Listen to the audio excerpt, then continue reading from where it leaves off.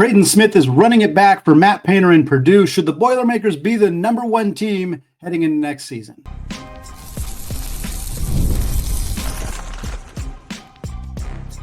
You are Locked On College Basketball, part of the Locked On Podcast Network. Your team every day. What's up, folks? Welcome into the Locked On College Basketball Podcast, a daily national college hoop show, part of the Locked On Podcast Network. Your team every day.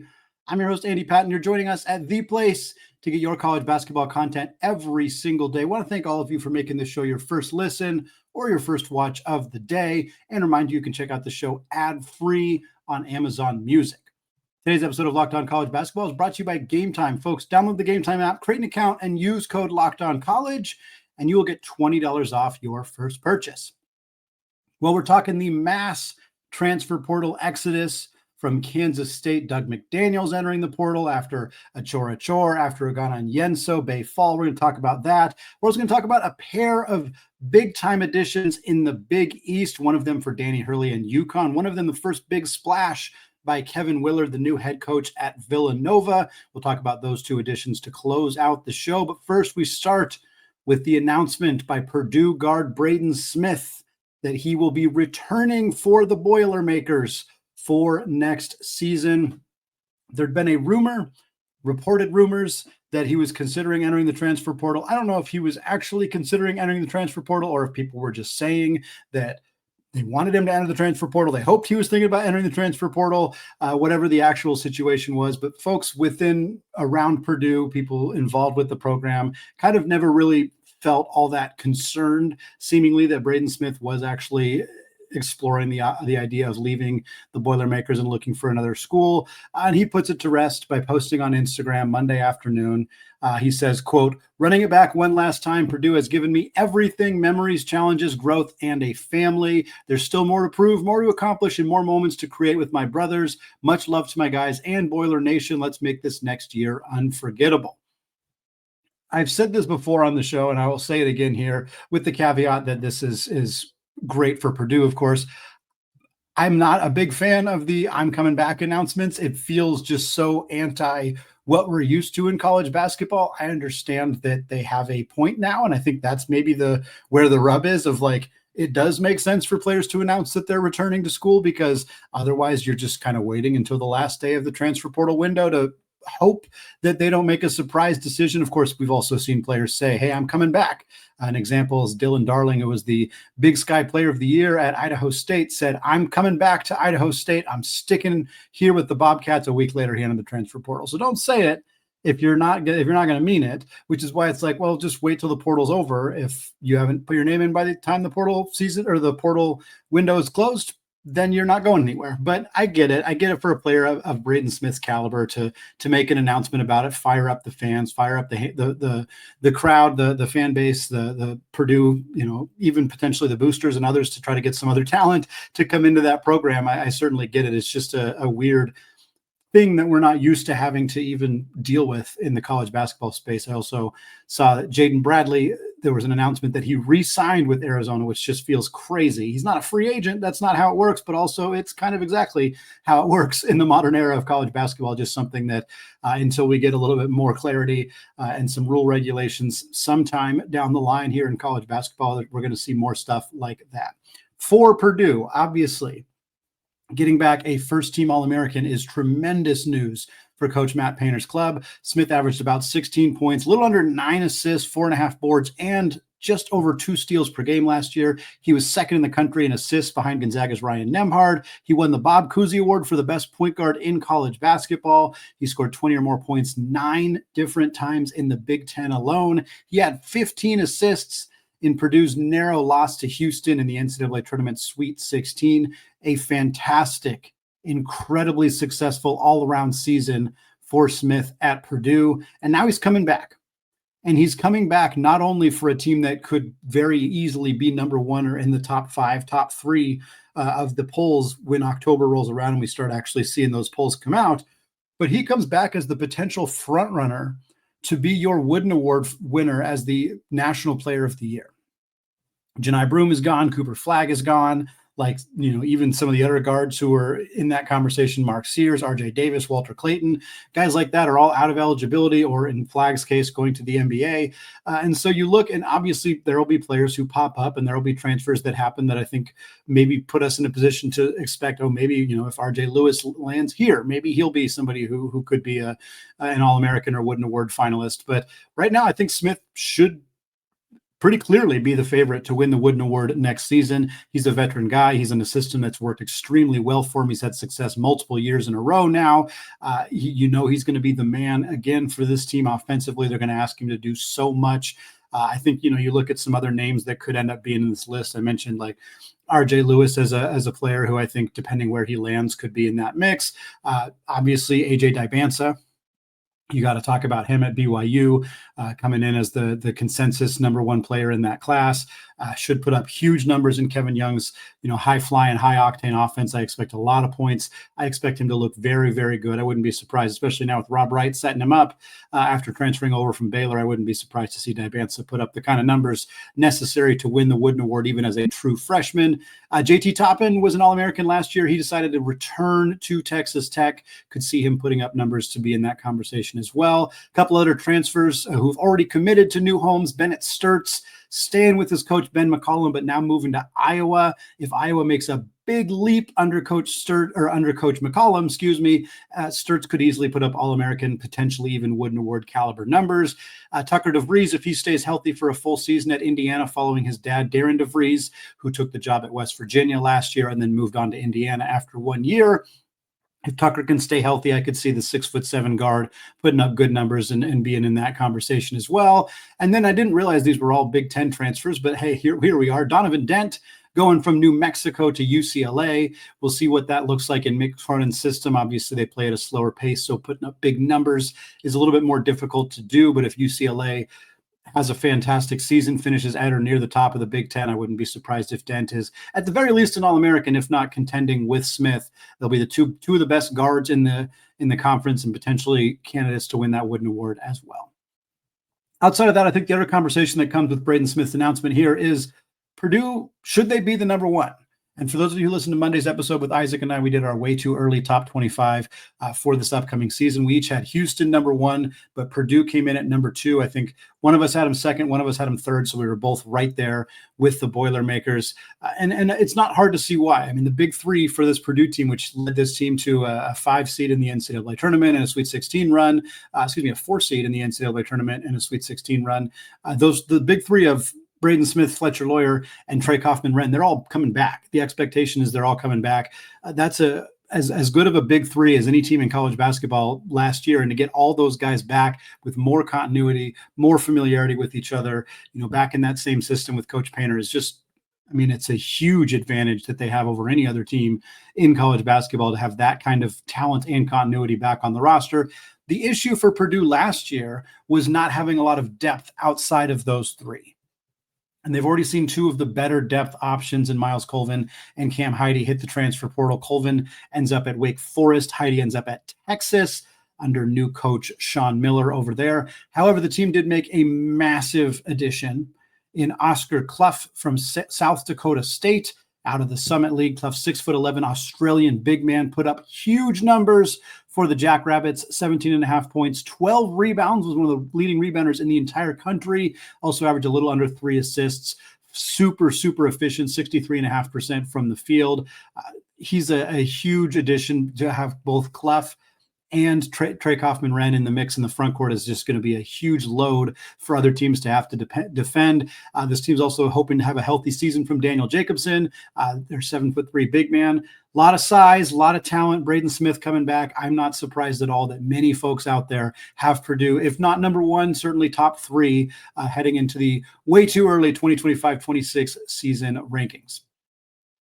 Well, folks, Dug McDaniel became the latest Kansas State player to hit the transfer portal. Jerome Tang's mass exodus for the Wildcats in Little Manhattan, it continues. We're going to talk about that coming up here in just a second. But first, folks, there is nothing like the atmosphere of an NBA playoff game. Every bucket, every defensive stop, every moment feels so huge, and it's electric in the arena. And with Game Time, you can be a part of it without the stress of last-minute ticket hunting.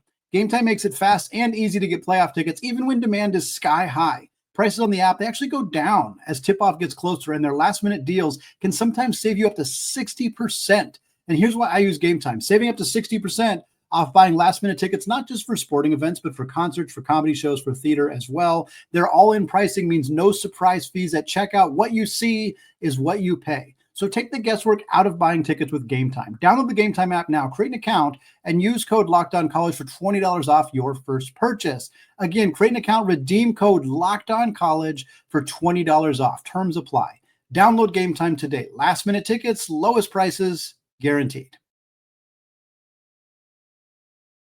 All right, folks, segment 2, still Andy Patton, still Locked On College Basketball Podcast. Moving away from talking about Purdue and Braden Smith's return for the Boilermakers and what it means for them in the Big Ten and in the entire college basketball space to talk about what's going on at Kansas State. Probably not a huge shock, but Kansas State and Indiana were two teams in particular that we kind of lumped together a lot last year as programs that spent a lot of money in the transfer portal, but whose roster construction didn't always feel like it made a ton of sense to us. And then there were two teams that we kind of saw a lot of that play out during the regular season where, in Indiana's case, they had too many bigs. They probably should have been playing Renaud at the 5 and Mbako at the 4, but they go out and get Umar Ballo. He plays the 5, Renaud the 4, Mbako the 3. The spacing, the shooting wasn't really there. And we saw that team crumble. They probably should have still made the NCAA tournament, but they didn't put themselves in a comfortable position in that area. And then Kansas State, somewhat similar story where they go out, they make some really good additions in the portal. Dug McDaniel, a very talented point guard from Michigan, a huge get for Jerome Tang as an undersized guard, which has been so successful, dating back to Marquise Noel and Tyler Perry before that. But then they go out and get Ogano Yenso and Bay Fall, and then they go out and get Coleman Hawkins and Achor Achor. And it's like, I'm not sure there's enough room for all these guys to play big minutes. Some people are going to get left behind.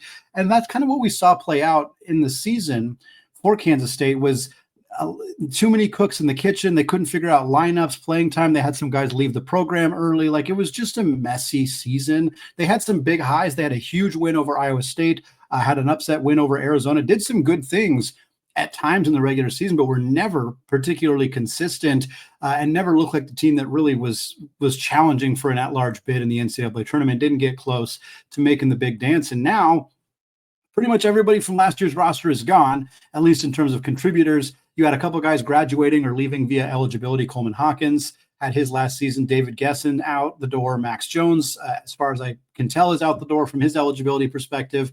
And then you have a huge group of guys going portaling.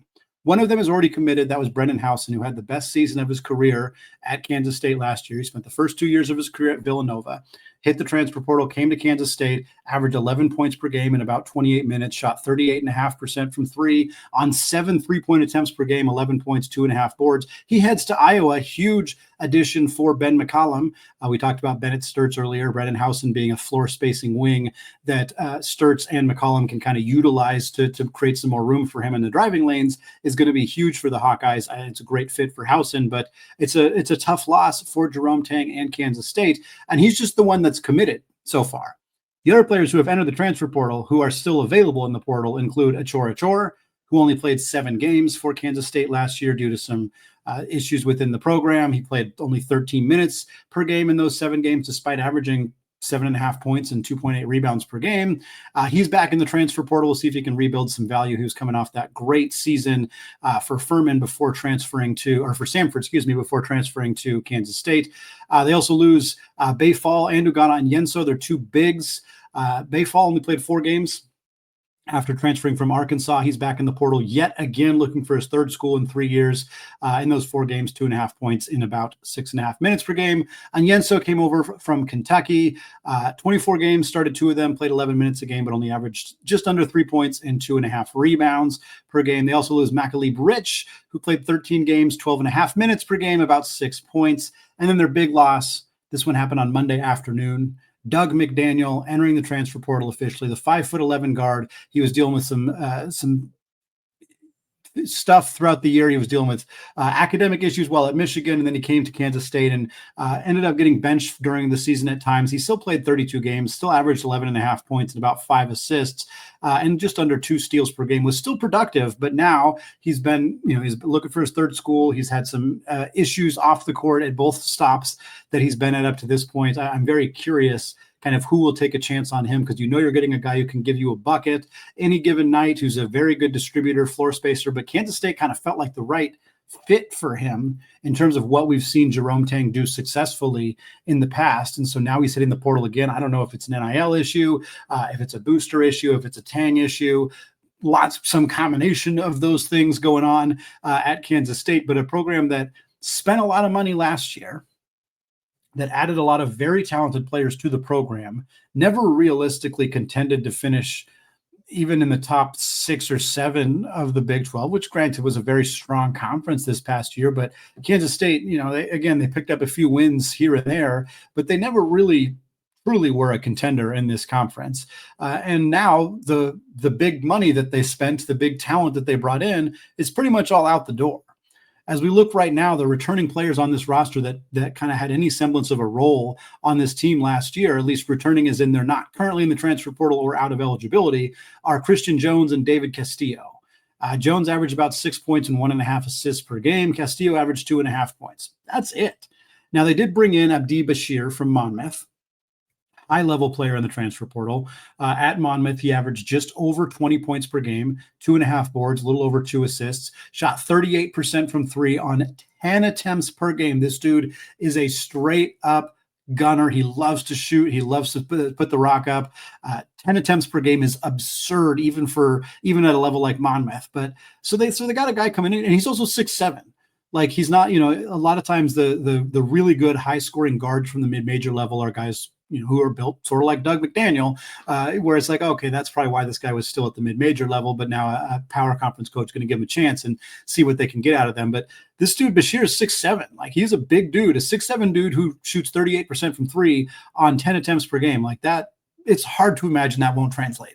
Like, on some degree, that's going to translate, whether he becomes the next Brendan Howson, who again shot exactly the same, 38% from 3. Howson was only about 6'4", though. So I like Bashir as an addition for Kansas State. He's just not flanked by a whole lot of talent on the roster right now. And I'm curious if we will see Kansas State kind of opt to try to do things a little bit differently this season, whether that's, in a worst case scenario for Tang, like, the boosters don't give him as much money. He doesn't have as much, or the budget is just not as big, and they're not spending as much money, in which case they're just having to bargain shop, which doesn't necessarily bode all that well for a coach who had a lot of money and had a lot of resources and didn't do very well last year. Perhaps they'll just be more intentional about roster construction, which I think was the biggest issue for this team last year, just basically buying the best talent they could and hoping they would figure it out. And they kind of didn't really find a way to make that work. I think continuity is so critical, even still in the modern era of college basketball. And you're already kind of behind the skins right now because you don't have a lot of continuity. You only have a few guys coming back. So you got to go get talent. You got to go get players, and you got to accept that you're not going to get a roster full of guys who've played together before all that much. But then if you can't have that continuity, you got to find ways to put together a roster where players are comfortable with their role, their understanding of their role, and you can kind of operate through that. And then we saw that, like, Mark Pope did a great job of that at Kentucky. Pat Kelsey did a great job of that at Louisville. And now we got to see if Jerome Tang can do that, because it didn't work last year. And I'm very interested to see what they can kind of do going forward in this offseason to potentially put together a roster that can contend in the Big 12. They don't need to win the conference. They don't need to finish top 3 in the conference. But if you strip this team down again, like you do, like you already have with the transfer portal and graduation, you rebuild, you put together a team that's more cohesive as a unit, you finish 6th in the Big 12, you get a 10 seed in the NCAA tournament. Like, Jerome Tang is going to be fine. But if you put together a expensive roster, you spend a lot of money, and you miss the tournament again, I'm not sure Jerome Tang is going to be in Little Manhattan after next season. I think this is a big time important season for Tang and the Cats. And with the amount of departures we've already seen, there's a lot of work still to be done to get this program back to where they want to be in the Big 12 conference. Well, folks, Danny Hurley picked up a second high-quality guard in the transfer portal as this team looks to get back to being championship contenders in stores. We're going to talk about that in just a second. But first, folks, you ever check your bank account and wonder, where did all my money go? Between dining out, online shopping, and entertainment, it's easy to lose track. And that's where Monarch Money comes in, your personal CFO, giving you full visibility and control over your finances. Monarch Money isn't just a budgeting app, it's a complete financial command center. You can track all your accounts, investments, and spending in one place, so you stop just managing your money and you start building wealth. And instead of juggling multiple apps, you can use Monarch to check your finances, track spending, and even plan long-term goals. My wife and I always want to make sure that we are on the same page when it comes to our finances. And thankfully, with Monarch Money, managing money with your partner is smoother than ever. You can track shared and personal accounts, set goals, and stay on the same page without all the stress. So take control of your finances with Monarch Money. Use code LOCKEDONCollege at monarchmoney.com for 50% off your first year. That's monarchmoney.com. Code LOCKEDONCollege for half off your first year. All right, folks, segment 3, still Andy Patton, still Locked On College Basketball Podcast. Moving away from our conversation about Kansas State to talk about a pair of Big East schools that made some big-time additions on Monday afternoon. First, we're going to talk about the UConn Huskies, Danny Hurley's club, who added Dayton guard Malachi Smith out of the transfer portal. Smith joins Silas Demery from Georgia as the two new UConn guards joining Danny Hurley's system. We talked a little bit about Demery last week on the podcast with the great Leaf Tulane, who joins us on Wednesdays. And Leaf kind of talked about how Demery is much more in that Tristan Newton mold of being kind of a versatile offensive weapon who can score, who can shoot, who can also pass, who can rebound, and kind of filling a role that UConn didn't really have on the roster last year. Diarra just wasn't quite as versatile as Newton was, or as Demery is projected to be in this system. Aiden Mahaney just wasn't good enough. He's not a very good defensive player, not the playmaker that Demery is, not the playmaker that Newton was. And Diarra's out the door. He's out of eligibility. Mahaney hit the transfer portal, so they needed to bring in some depth. I think Demery is a fantastic Tristan Newton replacement, but just in case they needed another ball handler, they needed some more depth in the backcourt. Malachi Smith joins as well. Smith coming off of a great season at Dayton. He's had a pretty injury-prone career, unfortunately, but last year he was healthy, averaged 10.5 points, a little over 5 assists, 3 boards, and a steal for the Flyers in the A10 conference, shot 38% from 3 on about 2.5 attempts per game. I'm not sure exactly how the pieces are all going to fit together for UConn, but they definitely have room to make additions. We mentioned Aiden Mahaney in the transfer portal. So too are Ahmad Noel, Isaiah Abraham, and Yusuf Singari. Abraham is already, in fact, committed to another Big East school as he's going to Georgetown to play for Ed Cooley and the Hoyas. In addition to those 4 players lost via the portal, Hassan Diarra is out the door to eligibility. Liam McNeely is going to go to the NBA almost certainly and will be out the door as well.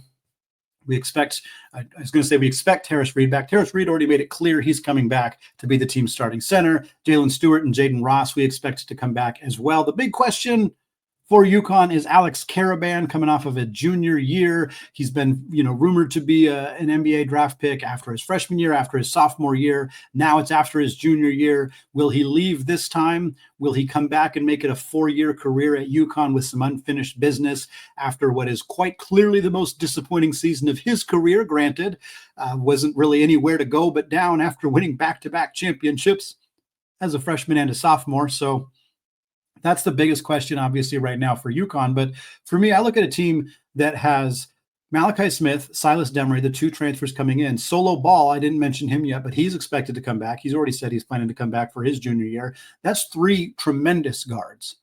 So either you start all 3 of them, in which case you're going to be a little undersized. You're going to be a little, even in the Big East, which does not have as much size and length as the SEC or the Big Ten does. But even in the Big East, you're going to be undersized with Smith's about 6 foot. Ball's not particularly big. Demery is a bigger guard, but if he's your 3, like he's kind of playing a little bit out of position, I think it could work. I think if there's a coach in college basketball who can figure out how to start 3 guards and make it very successful, it's Danny Hurley. But if that's your starting lineup with Karaban at the 4, Reed at the 5, that's a pretty good lineup. You still need some depth options. They'll find them. As they always do. You already have Stewart and Ross coming off the bench. They're veteran guys who are going to be ready to help but it's just a small lineup. So I'm a little intrigued by what UConn is going to do here with the pieces that they have. But I think if you find a way to make it, maybe you go get a wing somewhere, you have the depth to start Ball and Demery and have Smith coming off the bench. That's an incredibly talented player to bring off the bench. And of course, we have seen the best UConn teams have had great players coming off the bench, whether it's Hassan Diarra, who was the Big East Sixth Man of the Year, their second championship run, whether it's Solo Ball, whether it's others that they've had coming off the bench. Joey Calcaterra from their first championship run was a prolific player at San Diego in the WCC before he transferred to UConn. I think that if Malachi Smith's coming off the bench for UConn, this team's probably going to be back in the mix as at least a contender to win the Big East, be a top 5 seed, maybe a true national championship contender again. If they're starting the 3 guards all together, it depends how the rest of the roster shakes up, and there's still obviously a lot of time left, but I'll be a bit more skeptical about this team's chances if that ends up happening. Want to talk about another addition in the Big East? Zion Stanford committing to Villanova, the first big get for Kevin Willard in the transfer portal after taking over from Maryland. I was going to say after the Sweet 16, sort of kind of during the Sweet 16 when it was announced that Kevin Willard is taking over at Villanova. But Zion Stanford, a guy who spent the last couple of years at Temple in the A-10, so he's not going too far, part of that Big 5 schools in Philadelphia area, going from Temple to Nova. Last year for the Owls, he averaged 13 points, 4.5 boards, 2 assists, shot 35% from 3. This is a really nice get for Coach Kevin Willard in the portal. The only other player they've committed so far is somebody from Maryland who's following Willard from the Terps to Nova. That's Malachi Palmer. He only averaged 1.5 points per game in about 8.5 minutes last year. So not a huge addition. He was a true freshman last year. Obviously somebody Willard wants to continue to develop and grow and felt confident he could bring with him to Villanova. So I don't want to discredit this Palmer too much, but it's probably not a big time contributor right away for this team. We're also hearing that Villanova is in the mix for Kentucky decommit Caden Lewis, who decommitted about a week ago. There was initial rumors of North Carolina, but it sounds like Lewis decommitted in part because he wanted more guaranteed playing time. That's probably not going to happen at Carolina with the moves that they've made after adding Kion Evans from Colorado State.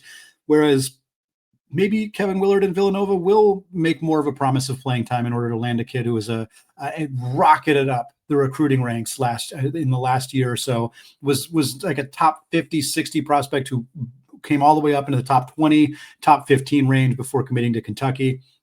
So maybe Kevin Willard will land himself a high-profile young star to potentially build the rest of this roster around. They're also in the mix for Middle Tennessee State transfer Jalen Counter, who averaged 10.5 points, 4 boards, 3.5 assists last year. I'm very interested. I think the whole way that this happened with Willard leaving Maryland and his players finding out before the Sweet 16 game was really messy and really ugly.